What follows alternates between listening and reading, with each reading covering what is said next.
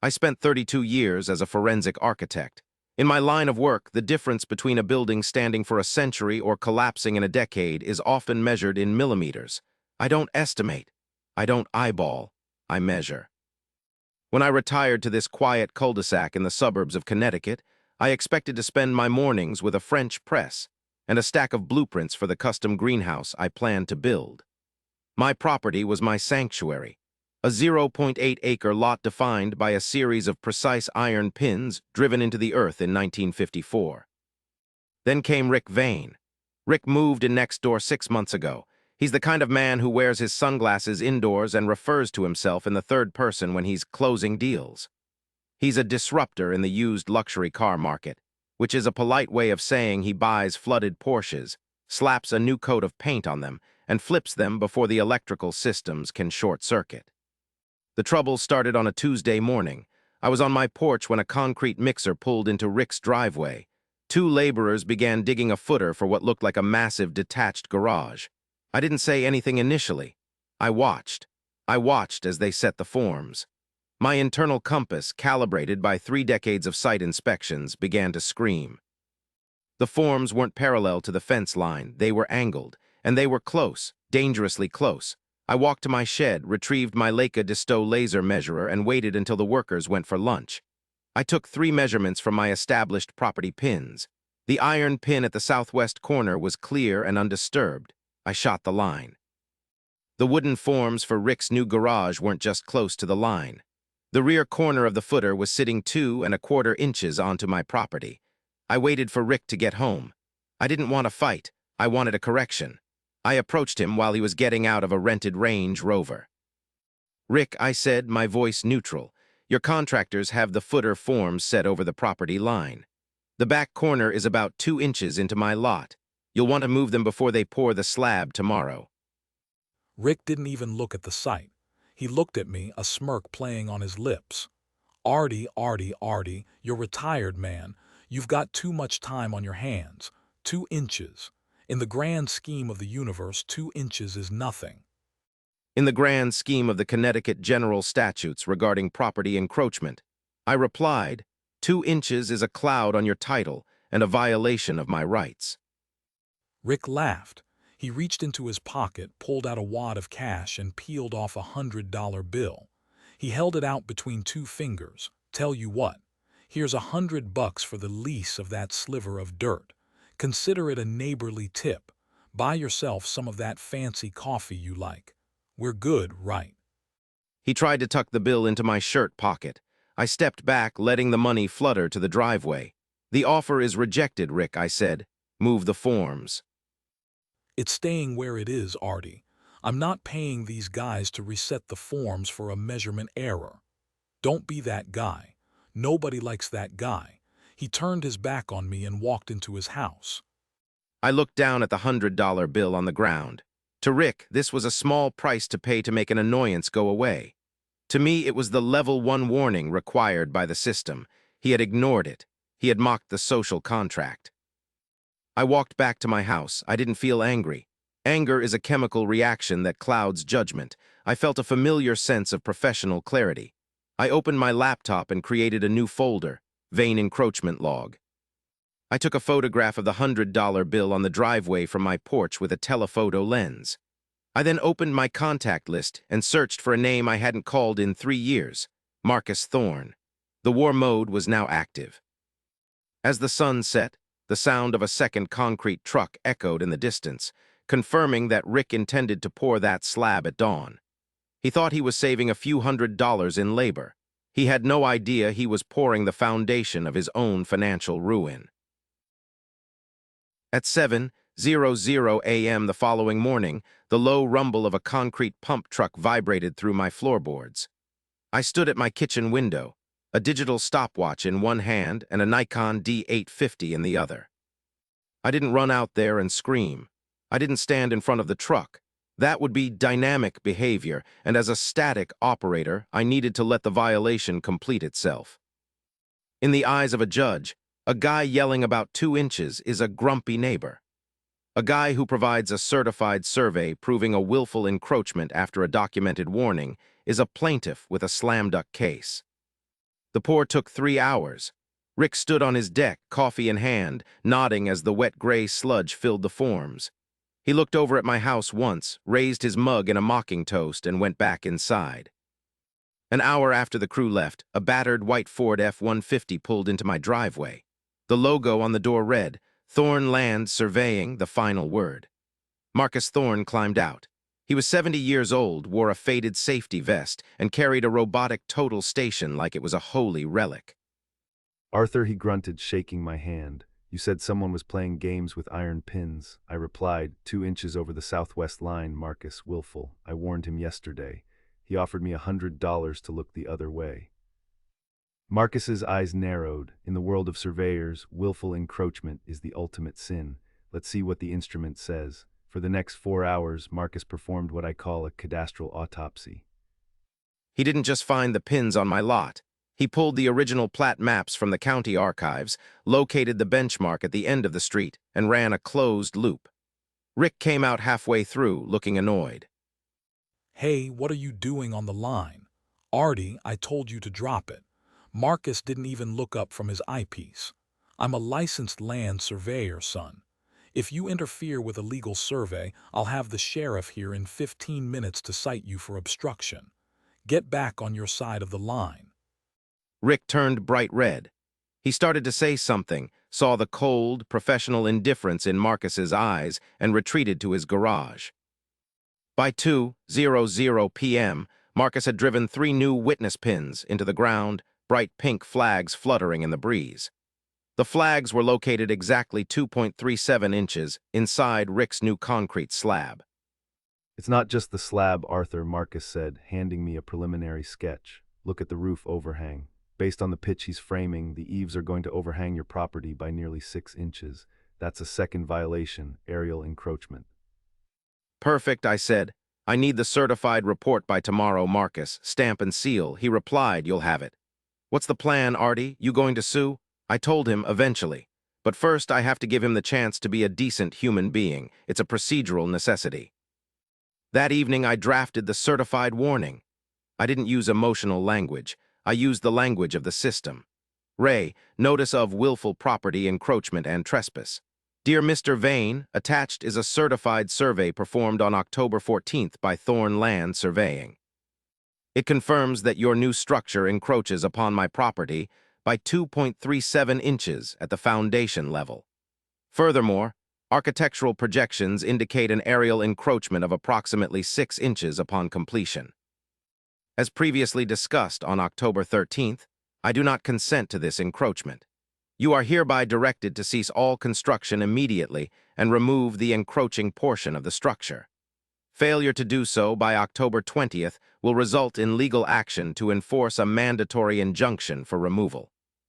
I drove to the post office and sent it via certified mail, return receipt requested. Now the clock was ticking. In the state of Connecticut, once a party is served with a certified survey and continues to build, the accidental defense evaporates. Every nail driven from this point forward was a willful act, which, under property law, often triggers the mandatory removal clause. Courts hate tearing down buildings, but they hate people who flip the bird to the law even more. 3 days later, I received the green return receipt card in my mailbox. Rick had signed for the letter. 10 minutes after the mailman left, the framing crew arrived at Rick's house and began hammering the wall studs into place. He wasn't stopping, he was accelerating. The hammer strikes began at 7:01 a.m. Rick had apparently decided that my certified letter was a bluff. In his world, a letter from a neighbor was just a negotiation tactic. He figured if he finished the building quickly enough, a judge would be reluctant to order its destruction. It's a common fallacy known as fait accompli, the belief that once a thing is done, it cannot be undone. He was wrong. I spent the next 4 days in a state of observation. I set up a tripod-mounted camera in my guest bedroom, which had a clear view of the construction site. Every subcontractor that pulled into Rick's driveway had their license plate recorded. Every delivery of lumber was logged. I was building a damage matrix. On the 3rd day, a truck from Vane's Vintage Volts pulled in. It was a custom-wrapped box truck. Rick and two guys spent the afternoon unloading heavy-duty engine hoists, industrial-sized air compressors, and several stacks of steel cabinets. I adjusted the zoom on my camera. These weren't tools for a hobbyist. This was professional-grade shop equipment. I went to the town's online portal and looked up the zoning for our street. Zone R1, single-family residential. Home-based businesses were allowed, but with strict caveats. No more than one employee, no noise exceeding 55 decibels at the property line, and absolutely no commercial repair of motor vehicles. Rick wasn't just building a garage. He was building a commercial shop. On Friday afternoon, I saw Rick out in his yard, supervising the installation of the garage door. I walked to the edge of my property, staying exactly 6 inches behind Marcus's pink flags. "Rick," I called out. He turned, a hammer in his hand. He looked exhausted but triumphant. "Hey, Artie, see. Almost done. Looks great, doesn't it? Matches the house perfectly. Once I get the landscaping in, you won't even notice those 2 inches. "You received the certified letter, Rick. You signed for it on Tuesday at 11:14 a.m. Rick walked over, his face hardening. "Yeah, I got your little map. Look, I'm done being nice. It's a 2-car garage. It's staying." If you want to spend 10 grand on a lawyer to fight me over a strip of grass you can't even stand on, be my guest. My lawyer says we can just tie this up in court for years until you die of old age." "Is that what your lawyer said?" I asked, my voice as flat as a dial tone. Rick replied, "Exactly. It's a de minimis encroachment. No judge is going to make me tear down a $50,000 building over 2 inches. Get a life, Arthur." "I am not concerned about the judge's reluctance, Rick. I am concerned about your liability. I am giving you one last chance to stop. If that roof goes on tomorrow, the cost of the restoration is going to exceed the value of your entire property." Rick laughed, a harsh, jagged sound. "You're a trip, man. You really are. Go back inside and watch your wheel of fortune. I've got work to do." I nodded once and said, "Understood." I went back inside. I didn't turn on the TV. I sat down at my desk and opened a new file, Allied Assets. Rick's hubris was based on the idea that this was a private fight between 2 neighbors. He thought he was playing a game of chicken where the prize was a sliver of land.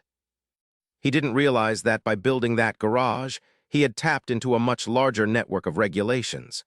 I spent the evening looking at the town's GIS maps, layering the property lines with the utility infrastructure.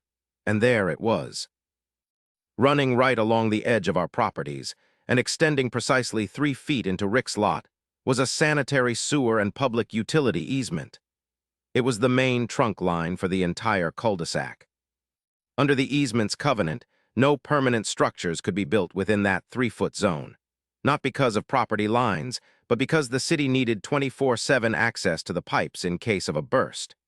Rick's garage wasn't just 2 inches onto my land. It was 34 inches into a no-build zone owned by the city of Oak Ridge. I felt the first spark of the cold justice engine. I didn't need a lawyer to stop him. I just needed to invite the city to the party. I spent the night drafting an email to the city building inspector and the Department of Public Works. I included Marcus's survey, high-resolution photos of the foundation, and a copy of the easement deed. I hit send at midnight. The hammer strikes the next morning were going to be very, very expensive. The system moves slowly, like a glacier, but once it starts to slide, nothing can stop it. Monday morning, 9:00 a.m. A silver SUV with a municipal seal on the door pulled up in front of Rick's house. A man in a high-visibility vest stepped out, clutching a clipboard. This was Jim Halloway, the chief building inspector for the town of Oak Ridge. I watched from my porch. Rick came running out of his house, still in his bathrobe. The conversation was animated.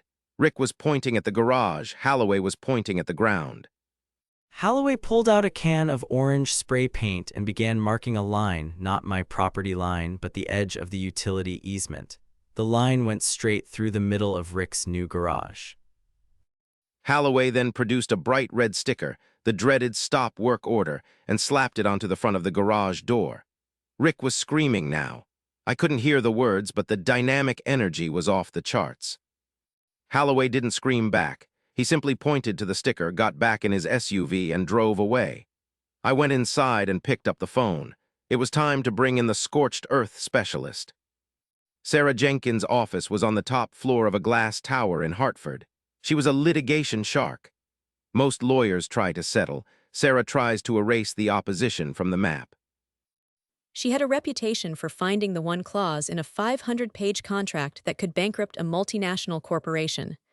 "Arthur," she said, leaning back in her leather chair, "it's been a while. You usually only call me when someone is truly, deeply screwed. Who is the victim today?"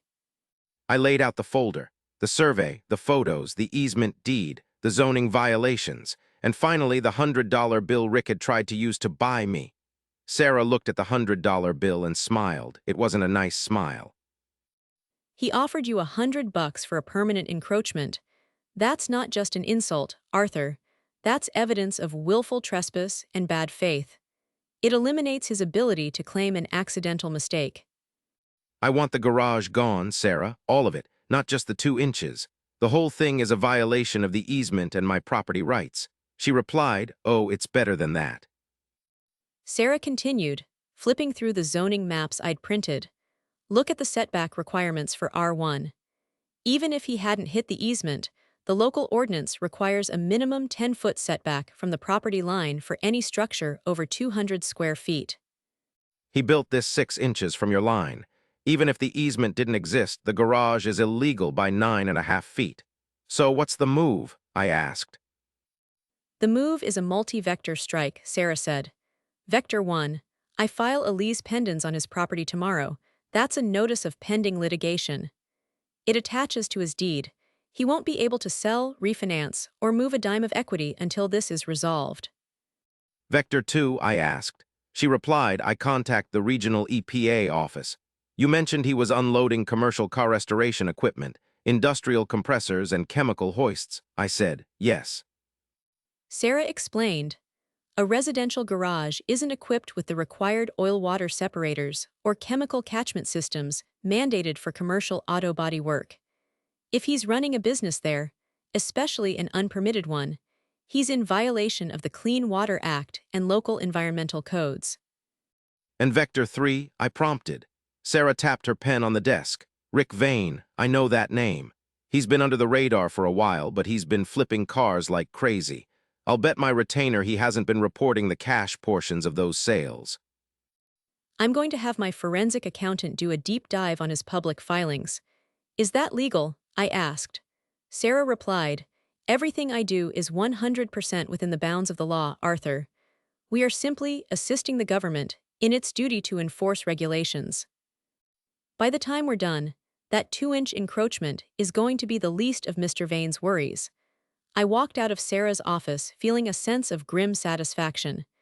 Rick thought he was fighting a retired architect over a few inches of dirt. He had no idea he had just walked into a 3-front war against the town, the state, and the federal government. As I drove home, my phone buzzed. It was a text from an unknown number. You think you're smart, old man? I just filed a counterclaim. Your illegal patio is next. See you in court. Rick had hired a lawyer. The counterattack had begun. The counterattack arrived in the form of a man named Slippin' Sid Kaplan, a lawyer whose office was located in a strip mall between a vape shop and a bail bondsman. Kaplan's specialty was nuisance litigation. He didn't try to win cases on merit. He tried to make the process so miserable and expensive for the plaintiff that they'd settle just to make him go away. 2 days after my meeting with Sarah, I was served at my front door. Rick wasn't just defending his garage. He was claiming that my property was the problem.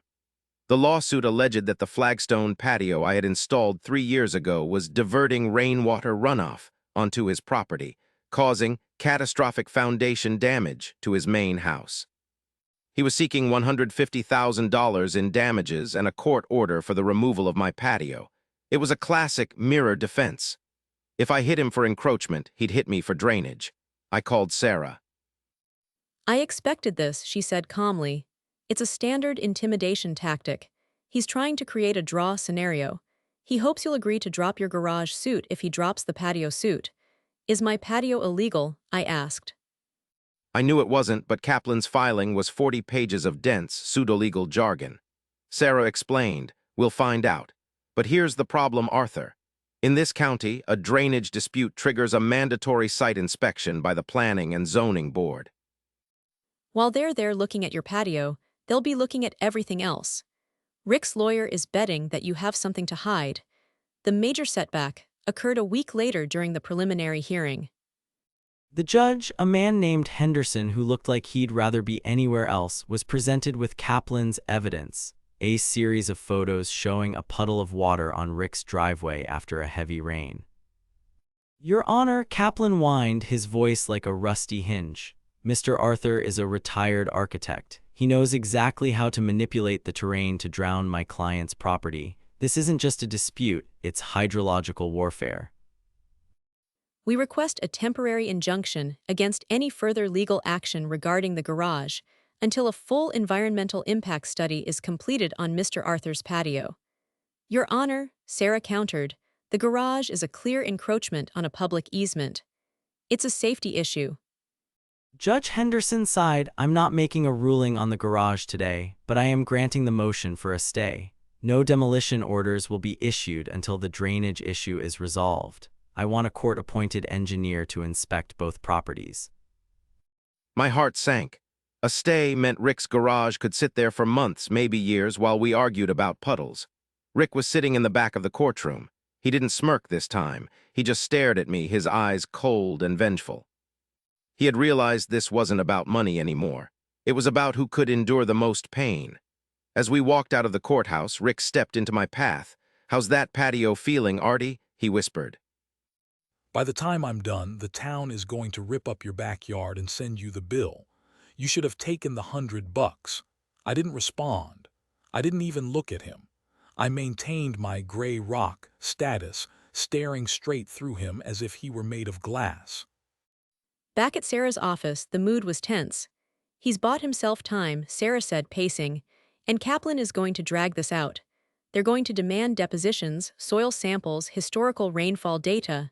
They're going to bleed us. So what do? I asked. "We stop playing their game," Sarah said. "They want to talk about dirt and water. Fine. But while they're looking at your patio, we're going to look at Rick's business. I've been digging, Arthur. I found Rick's LLC filings for Vane's Vintage Volts." And I asked. She replied, "He's not just flipping cars. He's importing high-end components from overseas and refurbishing them. Specifically, lithium-ion battery packs for electric conversions." I felt a chill. Lithium-ion, that's a Class 9 hazardous material. "Exactly," Sarah said, a predator's glint returning to her eyes. "And storing or servicing those in a residential zone without a specialized fire suppression system isn't just a zoning violation. It's a violation of the State Fire Marshal's Code and federal HAZMAT transport laws." "He has 3 stacks of those cabinets in that garage right now," I said, remembering the footage from my camera. "Then the stay doesn't matter," Sarah said. "The judge can freeze the property dispute, but he can't stop the fire marshal from responding to a lethal public safety hazard." The game had just changed. Rick had tried to drown me with a fake drainage suit. I was going to burn his entire operation down with the truth. That night, I sat in my darkened guest room, watching the garage through my lens. Rick was inside, the lights blazing, working late into the night. I saw the blue arc of a welder. He was working on a battery rack.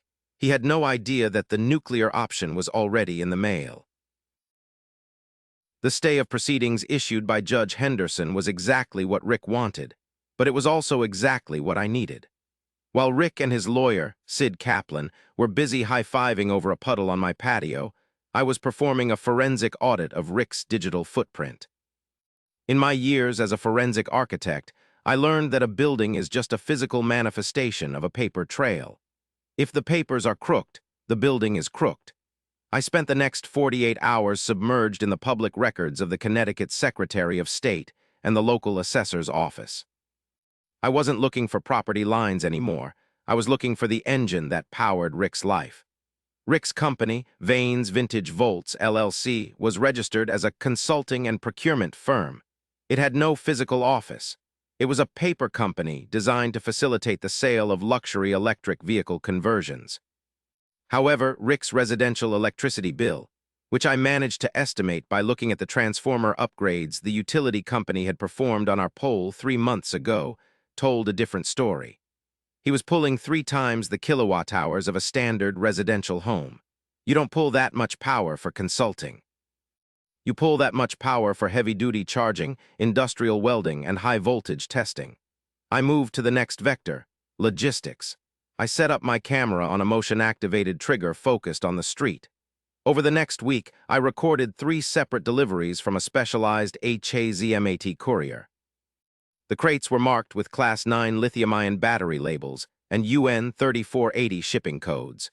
Under the town's zoning ordinance, Section 12.4, storing more than 500 pounds of hazardous chemical material in a residential zone requires a special use permit and a secondary containment system. Rick had neither. Then I found the crack in the foundation. I pulled the construction loan filing for Rick's garage. To fund the structure, Rick had taken out a $65,000 home equity line of credit from a regional bank. In the application, the applicant is required to certify that there are no pending litigations or boundary disputes. Rick had signed that application on October 18th. I checked my records. I had served Rick with the certified notice of encroachment on October 14th. Rick had lied to a federally insured financial institution to secure a loan. In the world of cold justice, this is what we call a force multiplier. I met Sarah Jenkins at a diner halfway between my house and her office. I handed her the file on the HELOC and the HAZMAT logs. "He's in deep, Arthur," she whispered, her eyes scanning the loan dates. "He committed a federal crime to build a garage that's 2 inches over your line." The sheer stupidity of it is breathtaking. I said, "He thinks the stay protects him. He thinks as long as we're arguing about my patio, the garage is safe." Sarah replied, "The judge's stay only applies to the civil suit. It doesn't apply to the state fire marshal, and it definitely doesn't apply to the FBI's Financial Crimes Division." "How long until the drainage engineer arrives?" I asked. Sarah replied, 10 days. Let Rick have his 10 days. Let him think he's winning. That evening, a catering truck arrived at Rick's house. He was setting up a bar and a sound system inside the illegal garage. He was throwing a party to celebrate his victory. The bass from Rick's garage warming party thrummed through my walls until 2:00 a.m. Through my telephoto lens, I watched the scene. Rick was the man of the hour, standing under the industrial LED lights of his new workshop, holding a bottle of expensive champagne. He had invited about 30 people, mostly other disruptors in the car scene. They were leaning against his workbenches, oblivious to the fact that they were standing directly on top of a public utility easement and a mountain of undisclosed hazardous materials. Rick made a speech. I couldn't hear the words, but he pointed toward my house multiple times. The crowd laughed. He was the hero who had successfully bullied the old man next door. He had won because he was fast and aggressive, and I was just a retired architect with a laser measurer. The next morning, the court-appointed drainage engineer, a man named Brian Miller, arrived to inspect my patio. Sid Kaplan, Rick's lawyer, was there, wearing a suit that cost more than his car and a smug expression. Rick stood on his deck, arms crossed, nodding as Kaplan pointed at the devastation. Miller, the engineer, was a professional. He looked at my patio, then he looked at the grade of the land. He pulled out a level and a topographic map. "So," Kaplan prompted, "the diversion of water is obvious, right?" Miller looked at Kaplan with weary eyes. "The patio is permeable pavers, Mr. Kaplan. It's designed to absorb 90% of its own runoff. Furthermore, the grade of this lot was established in 1954 to flow toward the street, not the neighbor's property." Rick's smile faltered. "But look at the puddle. Every time it rains, my driveway is wet." "Mr. Vane," Miller said, pointing to Rick's own driveway, "you recently had this asphalt resurfaced, didn't you?" Rick snapped, "Yeah, so," Miller continued, "the contractor who did your driveway failed to crown it properly. You have a birdbath, a low spot in the asphalt that collects water from your own roof. This has nothing to do with your neighbor's patio. In fact, if your neighbor hadn't installed these permeable pavers, your driveway would be in even worse shape." Kaplan turned a shade of gray that matched his suit. "We'll get a second opinion." Miller shrugged, "Get 5. The physics don't change. Your claim is baseless." As Miller walked back to his truck, I stood on my porch. I didn't say a word. I just looked at Rick. The false victory was over. The counterattack had failed. Rick's face twisted into a mask of pure, unadulterated rage. "You think this is over, Artie?" he screamed across the lawn. "I'm going to build a 10-foot spite fence right on the line. You won't even see the sun by the time I'm done."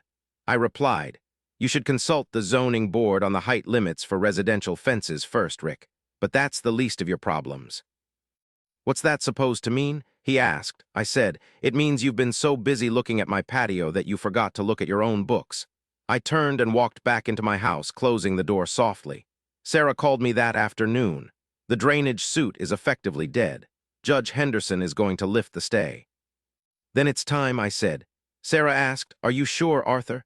Once we pull these levers, there's no going back. He won't just lose the garage, he'll lose the house. He'll likely face indictment." I replied, "He offered me $100 for my property rights, Sarah. The system is simply responding."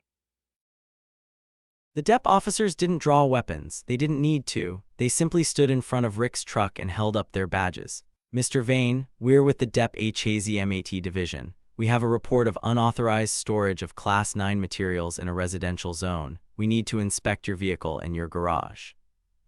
Rick looked like a trapped animal. I'm just moving some stuff. I'm a consultant. You can't just block my driveway." The officer replied, "Actually, sir, we have a warrant signed by a magistrate based on photographic evidence of industrial chemical intake. Please step out of the vehicle." I watched from my window. This was Vector 1. Within 30 minutes, the cul-de-sac was full of flashing lights. The state fire marshal arrived, then a representative from the Department of Public Works. Rick was pointing at the garage. The inspectors were pointing at the ground. The fire marshal didn't care about property lines. He cared about the 3 stacks of lithium-ion battery modules he found in the garage, none of which were stored in fire-rated cabinets. He immediately declared the structure unsafe for occupancy and ordered a full evacuation of Rick's house. Then came Vector 2. The DPW inspector walked to the back of the garage with a set of blueprints. "Mr. Vane," the inspector called out, his voice echoing in the neighborhood. "This entire rear corner of the building is sitting on the 36-inch sanitary trunk line easement." "You didn't just encroach on your neighbor, you built on top of the city's infrastructure." Rick was sweating now. "I didn't know. The contractor said it was fine." The inspector replied, "The contractor didn't pull a permit for an easement variance. This structure is an illegal obstruction." "I'm issuing a mandatory demolition order effective in 72 hours. While the HAZMAT team was clearing the garage, a dark sedan pulled into my driveway. A man in a plain gray suit stepped out and walked toward my porch. "Mr. Arthur," the man asked. He held out a card. "FBI Financial Crimes Division." "I'm Agent Reynolds. We received a referral from a regional bank regarding a HELOC application. I understand there is an ongoing property dispute regarding the collateral for that loan." I replied, "There is. I have proof of service right here, Thorne's survey and the court transcripts." Agent Reynolds looked over at Rick, who was currently being lectured by the fire marshal. "Mr. Vane has a lot of problems today," Reynolds said quietly, "but the bank's problem is the only one that carries a 10-year federal sentence." I asked, "I assume the bank will be calling the loan." Reynolds replied, "The bank has already frozen his accounts. They'll be starting the foreclosure process within the week. A fraudulent application is a breach of the mortgage contract. The entire balance is now due and payable immediately. The trump card had been played." The following 72 hours were a masterclass in systemic demolition. Rick Vane's life was being dismantled with the precision of a controlled implosion. Because I had maintained my gray rock status throughout the entire process, I wasn't a participant. I was a witness. The HAZMAT removal cost Rick $14,000, a bill he couldn't pay because his bank accounts had been frozen by the FBI investigation. On Wednesday morning, a demolition crew hired by the city of Oak Ridge arrived. They weren't there to be careful. They were there to clear the easement. I sat on my porch with my morning coffee. Rick was standing on the sidewalk, his belongings packed into the back of his rented Range Rover.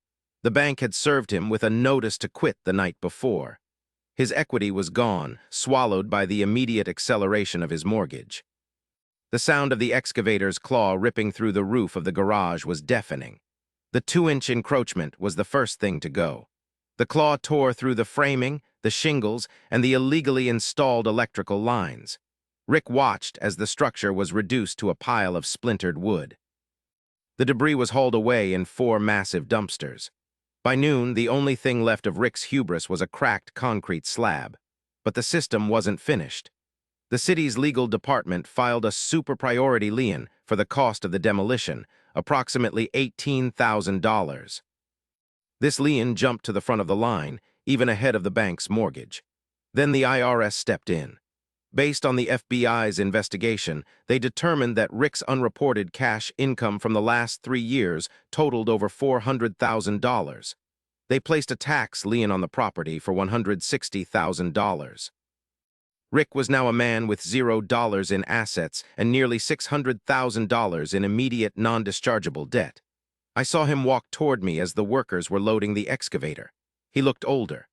The sunglasses were gone, revealing eyes that were bloodshot and hollow. "You happy now, Artie?" he asked, his voice cracking. "You destroyed a man's life over 2 inches. 2 inches, does that make you feel big? I set my coffee cup down. I didn't destroy your life, Rick. You did. You built on an easement. You stored HAZMAT. You lied on a federal loan application." "It was just a business," he yelled. "Everyone does it." I replied. "Not everyone does it, Rick. That's the delusion of the incompetent. Most people follow the rules because they understand that the rules are the only thing keeping the machine from crushing them. You thought you were the exception. You weren't." "I'm going to jail," he whispered, more to himself than to me. "Reynolds said the grand jury is meeting on Friday." I said, "Then you should probably spend your remaining time finding a better lawyer than Sid Kaplan. He seems to have forgotten your phone number." Rick looked at his house, the beautiful, expensive house that was no longer his. He looked at the empty space where his garage had been. Then he got into his car and drove away. He didn't look back. 6 months later, the Connecticut winter had been harsh, but the spring sun was finally beginning to warm the soil. I stood at the edge of my property, looking at the house next door. It looked different now. The overgrown weeds were gone. The peeling paint had been refreshed with a classic slate gray. And most importantly, the concrete slab where the illegal garage once stood had been jackhammered out and replaced with a lush green lawn. I didn't just win the case. I bought the property. Because of the clouded title, no traditional buyer would touch the house. It went to a public auction on the courthouse steps. I was the only bidder who showed up with a certified check and a full understanding of the property's history. I picked up the house and the 0.9-acre lot for 40 cents on the dollar. I turned it into a high-end rental property for a young family. As for Rick Vane, the cold justice engine had finished its cycle. He was currently serving a 36-month sentence for bank fraud and tax evasion. His business had been liquidated. His Range Rover had been repossessed. I received a letter from him a month ago. It was a rambling, 3-page apology. He asked for forgiveness and hoped that we could be neighborly when he got out. I didn't reply. To a gray rock, a letter from a convict is just more data to be filed away. I scanned it, saved it to the Vane encroachment log, and shredded the original. Today, I'm finally building my greenhouse. Marcus Thorne is here with me, checking the pins one last time. We're building it exactly 12 feet back from the property line, 2 feet more than the required setback. You're being awfully generous with the space, Artie, Marcus grunted, hammer in hand. Precision isn't just about being right, Marcus, I said, looking at the beautiful stretch of lawn. It's about leaving enough room for peace. I looked down at the spot where Rick had dropped that $100 bill. The grass there was thicker than anywhere else on the lot. I reached into my pocket and pulled out the small, laminated piece of paper, the original $100 bill.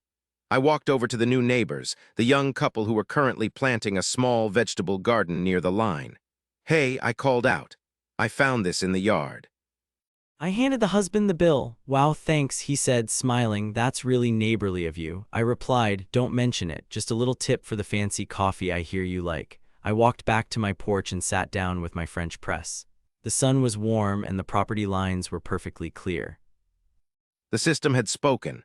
Justice had been served, and it had been very, very cold. I opened my laptop and changed the status of the Vane encroachment log folder from active to archived. I took a slow, deliberate sip of my coffee and began sketching the blueprints for the irrigation system. The measurements were, as always, perfect.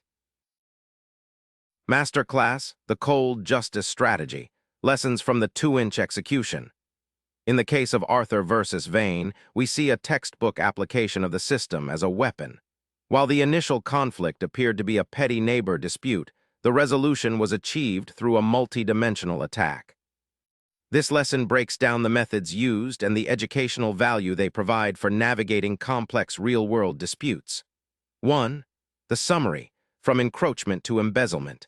The story follows Arthur, who discovers his neighbor has built a garage over the property line. Rick attempts to buy Arthur off and later countersues with a frivolous drainage claim. Arthur's victory is not won by arguing about the 2 inches. It is won by identifying 3 critical vulnerabilities: regulatory, professional, and financial.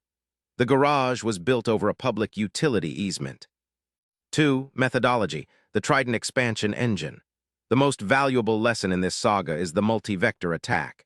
In strategy, if you attack on only one front, your opponent can focus all their resources on a single defense. By opening 3 simultaneous fronts, you ensure that they lose the war. Vector A, the professional front. Research local zoning codes and specialized regulations like fire marshal codes. Every activity has a governing body.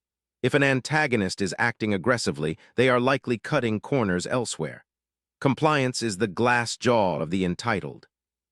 Vector B, the financial front. Rick's hubris made him believe he was above the law. Audit the paper trail. Fraud against a private citizen is a civil matter. Fraud against a federally insured bank is a felony. The government is your most powerful ally once financial crimes are involved. Vector C, the social and property front. Never fight a battle yourself if you can convince a larger entity like the Department of Public Works to fight it for you. 3. The gray rock mindset. The educational core of cold justice is the elimination of emotion. The more frustrated the readers get, the more they crave the ending. By remaining a gray rock, Arthur ensured that every piece of evidence in court showed a rational citizen being harassed by an erratic neighbor. This moral high ground is a tangible legal asset. 4. Practical insights for the reader. First, the power of certified mail. In property and contract law, notice is everything. A certified letter with return receipt creates a time-stamped legal fact. Once Rick signed for that letter, his defense of "I didn't know" became a confession. Second, forensic documentation. If it isn't written down with a timestamp, it didn't happen. In a dispute, the person with the most detailed logbook usually wins. Third, the poetic justice equation. Victory equals violation plus evidence, multiplied by hubris divided by patience. Conclusion, the ultimate lever. The story teaches us that competence is the ultimate leverage. Arthur didn't need to be stronger or richer than Rick. He simply needed to be more precise.